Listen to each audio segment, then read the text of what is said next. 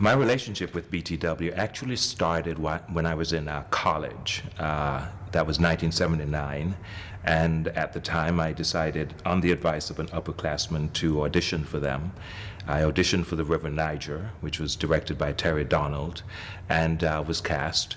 And from there, I continued acting. I wrote as well. I stage managed. I directed.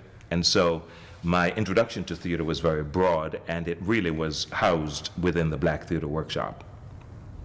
I would say that maybe the artistic highlight of that time for me was a production of Rum and Coca-Cola that we did.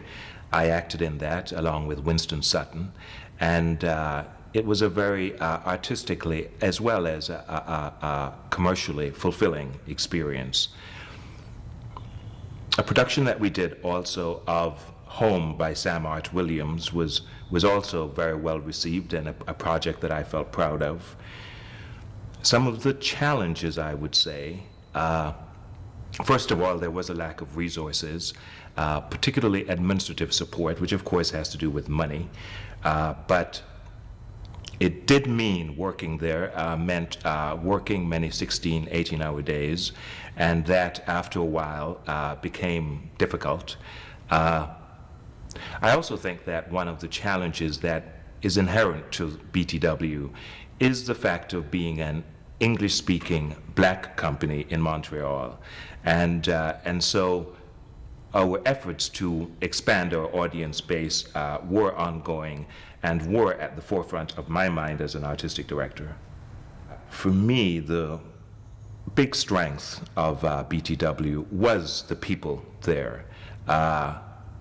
That would start with Clarence Bain, who was the executive producer and really is the backbone of BTW to the best of my knowledge. Terry Donald was also a huge force at the time. He directed most of the shows. Winston Sutton was the leading actor there for quite a while and was a really great mentor to me.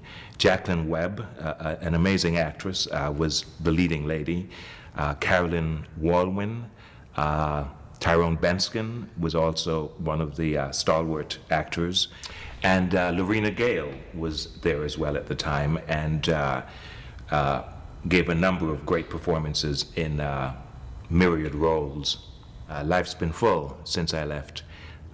First of all, I moved to the US right after and did the master's program in acting at the Yale School of Drama. Then I moved back and forth between Canada and the US for a number of years. I was fortunate to go back to BTW. This would have been in the late 80s, and during that time I wrote and directed Marvin, Dream of a Lifetime, which was a musical depicting the life of Marvin Gaye. Then I moved to Toronto and worked a fair bit in film and TV during that period. It was also during that period that I did the Stratford Festival. And then in the mid-90s, I decided that I wanted to develop more of a teaching career. And at that point, I taught acting at the University of Utah in Salt Lake City for a couple of years, then moved to LA. And I moved to LA in the late 90s. And since being in LA, I've done a number of things. I have done the typical Hollywood thing, TV episodics, Buffy, Charmed, The Division. I've also been active in the theater scene here. I was fortunate in getting to play Othello twice, first at Shakespeare Orange County and more recently at A Noise Within. Played Dr. Faustus as well. And most recently, I did a couple plays at Shakespeare Santa Cruz. And for the past 9 years, I have been teaching voice and speech at California Institute of the Arts here in Los Angeles. You know, when I think back on the BTW days, and I think of how fortunate I was to have worked with those people and to have been afforded the opportunities that I was afforded, it really was an amazing foundation for everything that I've done since then.